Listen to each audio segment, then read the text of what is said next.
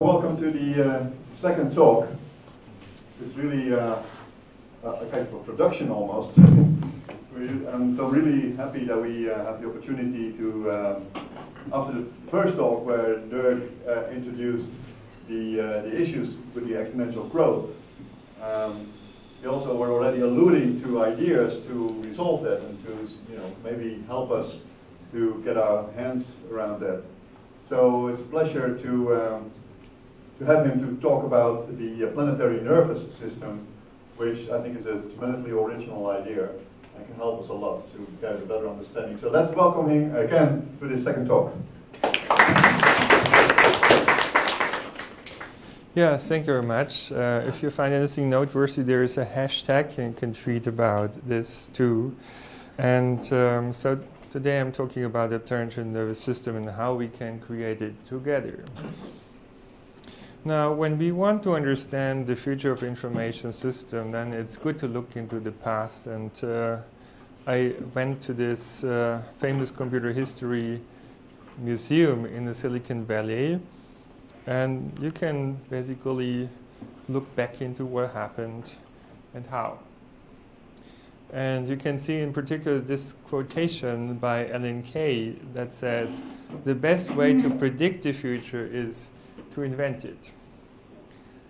So this is basically our task. It all started with computers. In fact, a few computers. IBM chief Watson at that time saw there would be a world market for maybe 5 computers. It was not very accurate. And one of the reasons is that eventually computers were networked with each other, and it started off with ARPANET, a military communication network between a few computers. But eventually communication between computers was opened up also for civilian use. The internet was established, and that opened up all these fantastic opportunities that we have today. Then came Tim Berners-Lee, and at that time he was working at CERN. He wanted to establish the HTTP protocol that links different web pages, and that created the World Wide Web. In fact, that opened up the internet for non-experts. And as a result, you can go shopping today in the internet. And so, for example, there's eBay, there's Amazon. But the next step then was to come up with social networks. And we all became part of this global information system. We are both producers of data and processors of data. Yeah, in a sense, well, there are computer chips and there are humans. And the next step in this evolution is that we have smart wearables, and that we have an Internet of Things that's now growing, and it's connecting the internet with more things like computers, smartphones, smart watches, and other devices, machines also. More of these things than humans.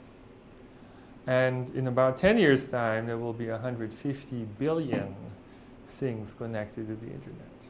It's just amazing. So the internet reaches out more and more, and everything becomes part of the internet. It becomes an internet of everything. Information systems get ever more ubiquitous and pervasive and intelligent, and they're driving a digital revolution. We need to be aware of this. What does it mean? It means in particular that computers will eventually be more intelligent than humans. And it may take just about 10 years of time. Yeah, some people think it might be 25, others think it might be less than 10 years. In fact, computers can already do many tasks that humans used to do better than humans, but each single task. And now kind of the next challenge is to bring it all together. So what does the digital revolution really mean? because I believe it's going to change the economy, it's going to change our society, and we better understand what's going on there.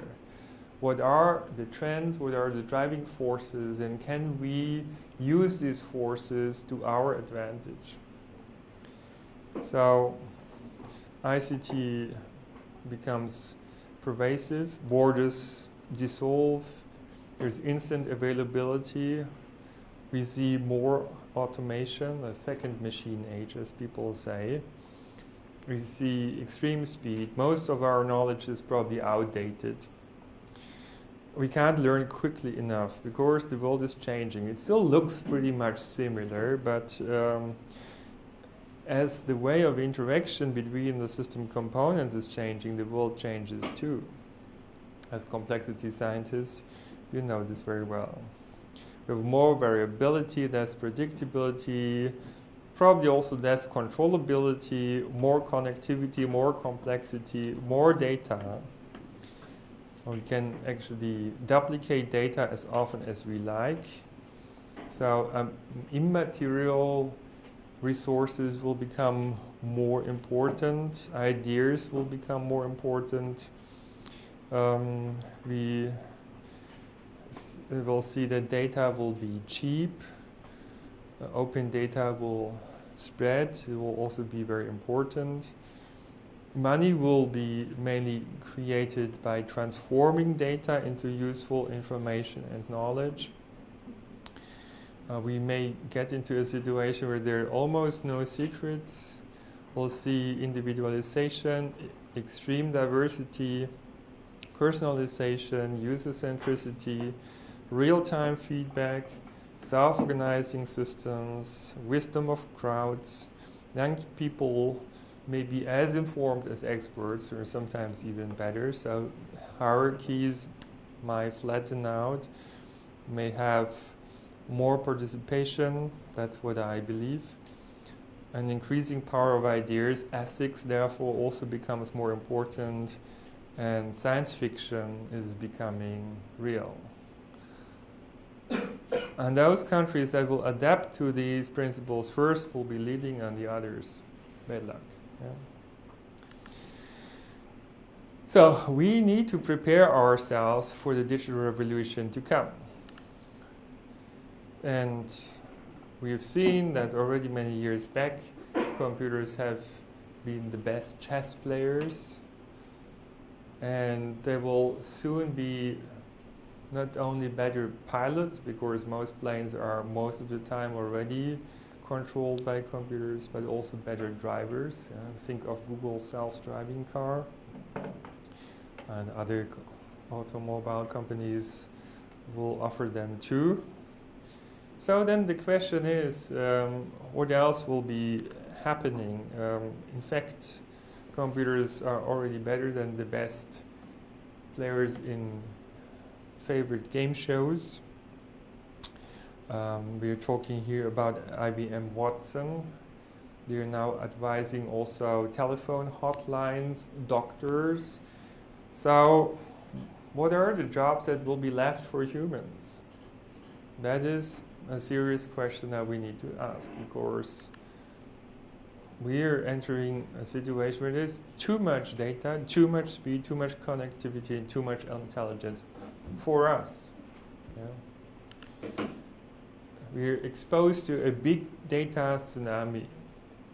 And the question is how to survive this tsunami. Because, it's a serious thing. On May 6, 2010, there was a flash crash, and it evaporated basically $600 billion within just 20 minutes. Now suppose that would have been a Friday afternoon just at closing time.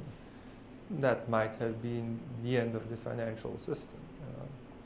In any way, this is faster than people can respond. And in the beginning, people saw, oh, that was probably a criminal act or an error, so-called fat finger. You entered billions rather than millions or something like this. But it turned out nothing of that was true. It was just one of these cascade effects that I was talking about in my previous talk.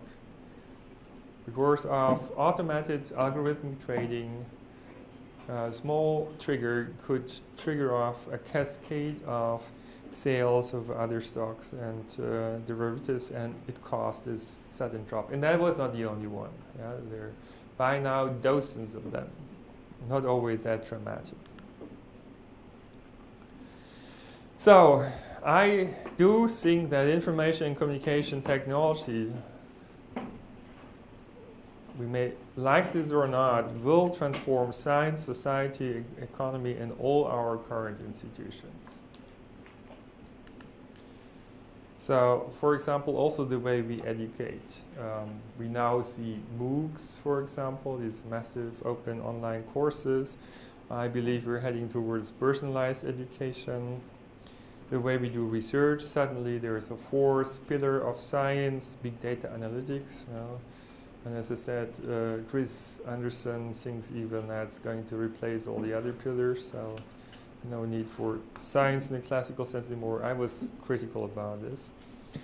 The way we move, like with Google cars, the way we transport goods, like with drones, the way we go shopping already for some time because we use Amazon or eBay or some other portals, and the way we produce with 3D printers, the way politics works with probably more citizen engagement, and the entire economy. What we see now is a makers community, a emerging sharing economy, prosumers, co-producing consumers, and so on. The financial business, once the domain of bankers, is now increasingly replaced by algorithmic trading, PayPal, Bitcoins, Google Wallet, and you name it. And the biggest share of the insurance business is now in financial products such as credit default swaps. And finally also, wars, conventional wars might be replaced by cyber wars, and actually they're discussed on the same level as nuclear wars. So every single institution of our society, maybe with the exception of religion, will change, but maybe even religion too. So this is just too much for many companies, and Kodak was one of these companies that went bankrupt, even though Kodak owned most of all digital camera patents. And they couldn't transform themselves into this modern digital camera company quickly enough. That was the end. So what other companies will be dying? Now this is how car manufacturing looks today. Can you see any workers here? No humans around anymore. It's mostly done by robots. And as a result, cities like Detroit, that used to be the big car manufacturing capitals, are in a really devastating state. So we are faced with major economic changes, and this is reflected also in the employment numbers. 1850, there were about 70% of people working in the agricultural sector. Then with the invention of the steam engine, industrialization came up. Many things were produced more efficiently, and a lot of jobs were lost in the agricultural sector. Some jobs were created in the industrial sector. As we know, it produced social and political unrest, many other problems. Eventually, however, the empty jobs were replaced, in particular also by the introduction of another sector, which is the service sector. Now, what happens now is the following: a fourth economic sector is emerging. And as all the other transitions before, this will be challenging our current system, and we need to prepare for this well. Because in about 20 years' time, 50% of industrial jobs will get lost. And we have, say, 3 to 5% of agriculture jobs, plus 7.5 to 10% in industry. Plus, half of the service sector jobs will be lost, which will be around 30%. That means if we add up the numbers for all the classical three sectors, agriculture, industry, and service, this is less than 50%. Which means that we have to produce 50% new jobs. And so far, in the information and knowledge production sector, there are just a few percent. So this will be a great challenge, a really big challenge, because if you talk to people in the Silicon Valley and in the IT industry, they would say, ooh, that's, most processes, everything that are routine jobs, everything that is procedural, one day it will be done by computers, much more cheaply, or by robots. Will be large companies that do it for entire regions or even countries. So the question is, are we still needed? And to be pretty clear about it, will not be needed to produce all these services and products that we have today. Just a few of us. Even lawyers, even scientists, even medical experts, a lot of this can be automated. So there are two scenarios. Either this one scenario where with that computers and robots do our work, but then there are very few companies and very few multi-billionaires or trillionaires who will produce all this, and a lot of unemployed people. Or we will have to come up with a completely different kind of system in which we create new opportunities for new products and services and jobs, and that is the participatory market society that I'm going to talk about.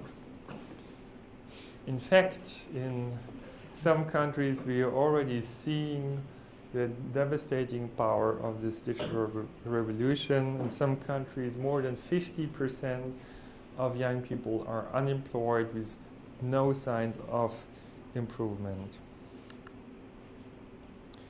So it's important that we understand the new principles of the economy 4.0, which is, agriculture is 1.0, industry 2.0, service 3.0, digital 4.0. So a lot of automation of procedural and routine jobs. Instead, information and knowledge production.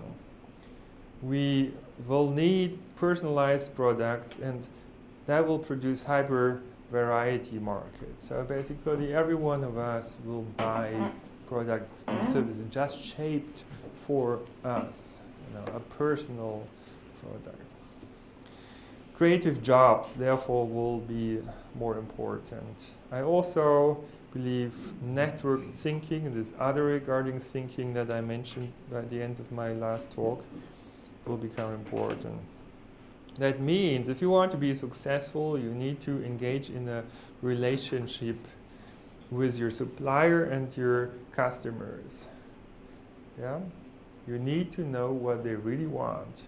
You need to turn them into a partner. If you just optimize your own small company or big company and don't care about suppliers and customers, you won't survive, because your competitor that is interested perhaps in customers and suppliers will provide better services. So that brings us, together with the network thinking that is necessary here, into a sharing economy where competition is not the only thing. In fact, there will be mixtures of cooperation and competition. And understanding how this works exactly is actually one of the scientific challenges. Co-learning, co-innovation, co-creation, these are important keywords. So for that reason, we'll have to build an information, innovation, and production ecosystem. Of course, now what I produce might be input for what you produce. What you produce might be input for what he produces, and so on. And the more we share, the more possibilities become possible, and the more business and services will be created. And that means we'll all be prosumers, not just consumers. We will be co-producing consumers. There will be more peer-to-peer business. I will be involved maybe even in energy production, in software production, in production of transportation services, or also accommodation services, and whatever comes to mind. I'll have more home production with 3D printers, and altogether more bottom-up participation. And the best of these two societies I have been describing, right? There will be new forms of work, and we see that already through Odesk or Amazon Mechanical Turk. Some people just pick up a job for a few minutes and get $1 or so, and then pick another job. So the lifetime commitment that we had maybe 20 years ago in some companies, it's replaced by minute commitments. It's certainly not always, but this is a shocking development. So we need to have completely different kinds of job markets and social benefit systems to deal with these kinds of situations. We need a job platform that helps us to organize all this seamlessly. We'll have short-term commitments, as I said, and projects. So not always do we need to establish an entire company. Companies are slow. They're not very flexible in many cases. So we need to have more flexible forms of organizations, and these are projects, right? And in order to be able to produce complicated and complex services and products, we will have to come up with a modular organization, and it will be important that we have interoperability between these different activities, because otherwise it's not going to come together. But altogether we see that there is a trend towards more decentralization, towards distributed systems and self-organizing systems. So I think by now we understand we're going to see a completely different economy, and a completely different society, and I think it's important that we realize that this can be an opportunity for all of us, including the state and the government. Future information systems are not just a threat.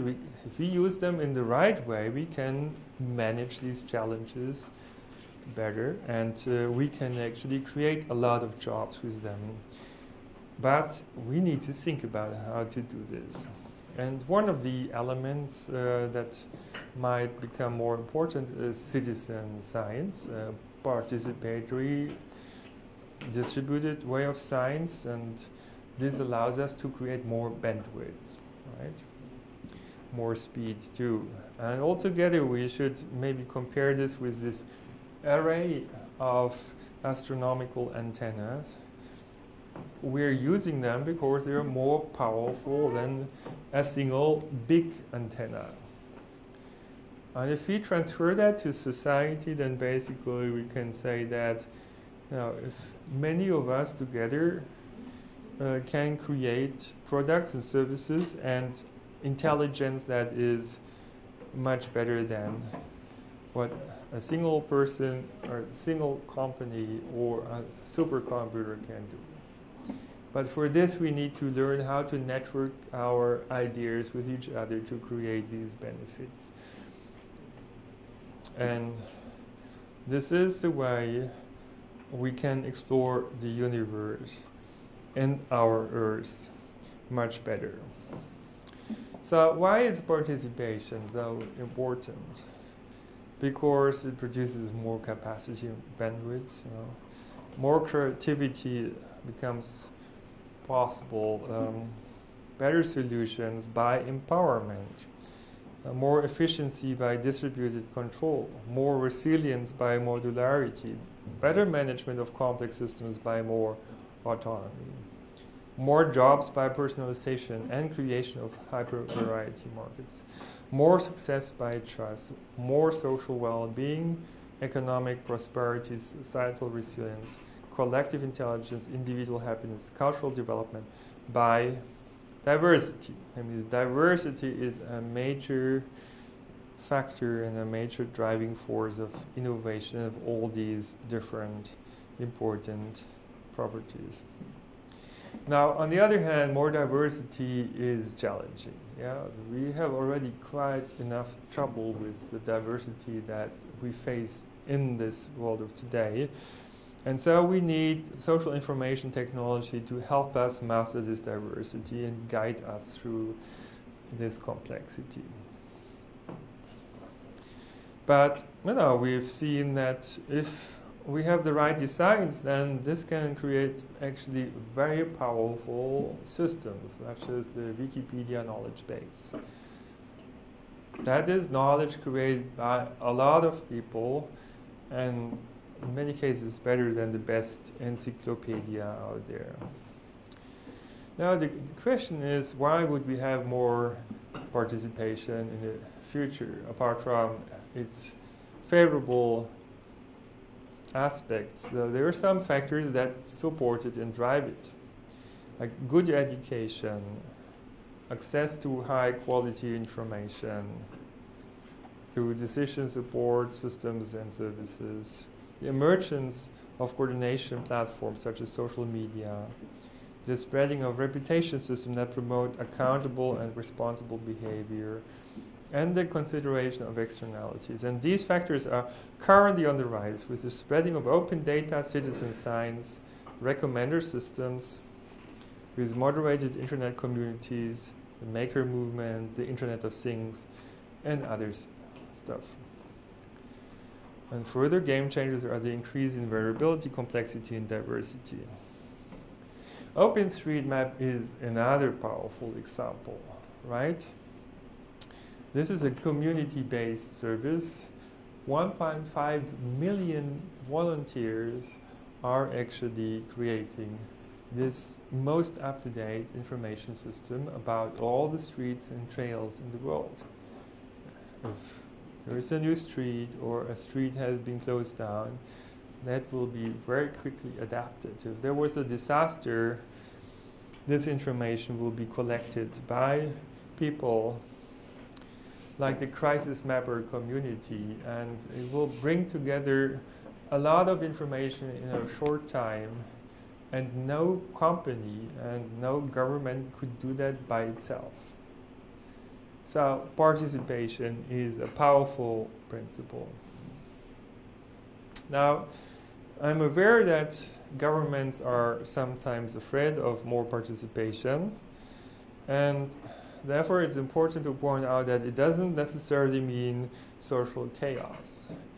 And I want to critically analyze the Twitter revolutions to illustrate that it's a misunderstanding that these were revolutions caused by social media. In my previous talk, moreover, I've shown you that decentralized mechanisms, such reputation systems, can promote social order and cooperation. If we just have the right mechanisms in place, things will work well. So it's often claimed the Arab Spring revolutions were Twitter revolutions. But I personally don't believe this. And why? Because there is a dependency of the form of organization of a country, and the GDP per capita. Fertility matters too, to a certain extent. I mean, number of children per family, but in principle, there is a tendency of a separating line here, and it means that if a country eventually is economically more and more successful, the GDP per capita would go up, and as a result, the entrepreneurs would need more decision freedoms in order to run their companies successfully, and so eventually that drives this system over this line, and it would mean that the country would become more democratic. And we have seen these transitions not just in the Arab countries, but in Europe too. And that was just a few decades earlier. And sometimes you can go above the line for some time, but then it takes just a trigger, like in this supercooled fluid, to cause this transition. And so the question is, what was the trigger in the case of the Arab Spring? And it turns out it was food prices.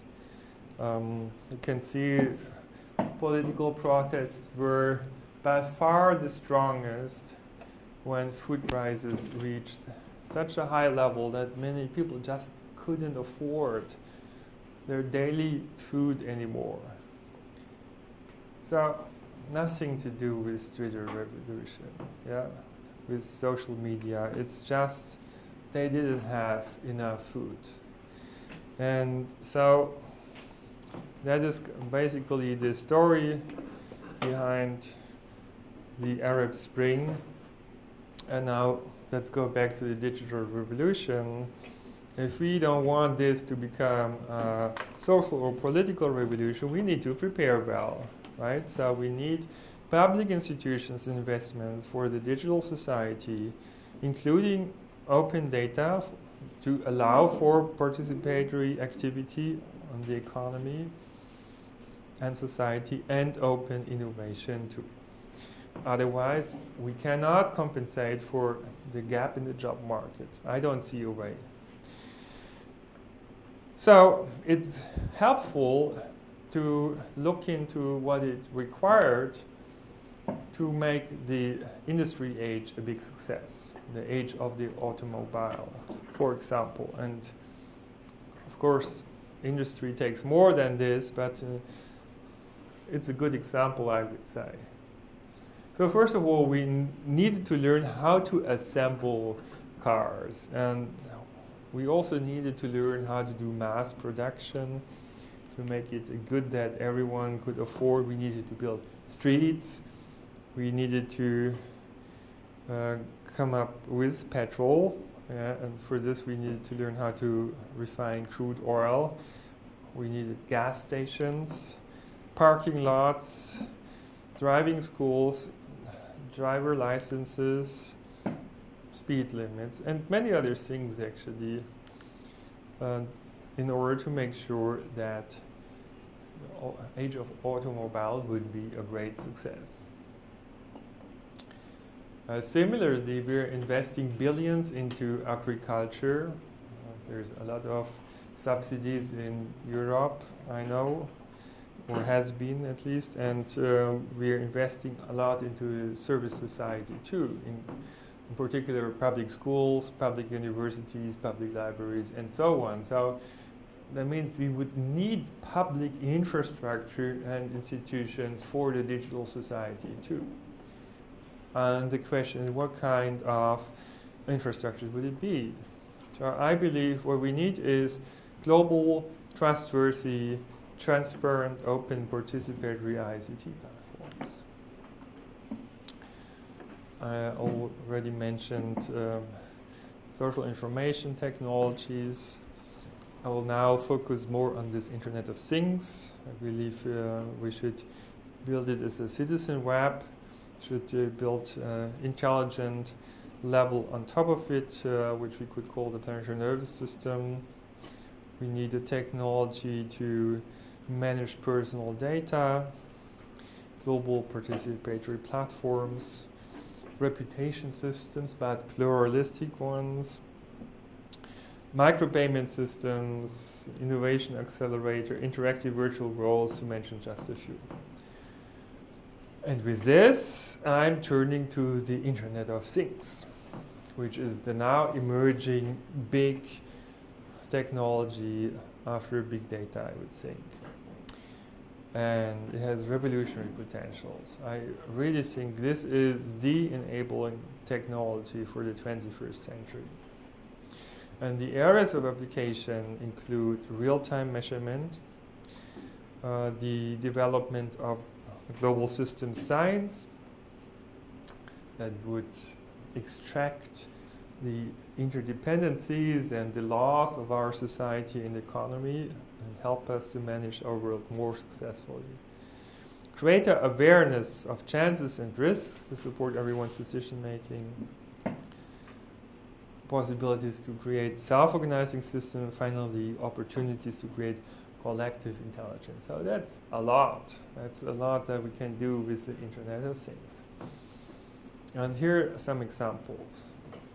How do we create more awareness to support better decisions, effective actions, and more responsible behavior?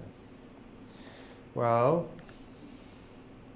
certainly we would need to create maps of our world.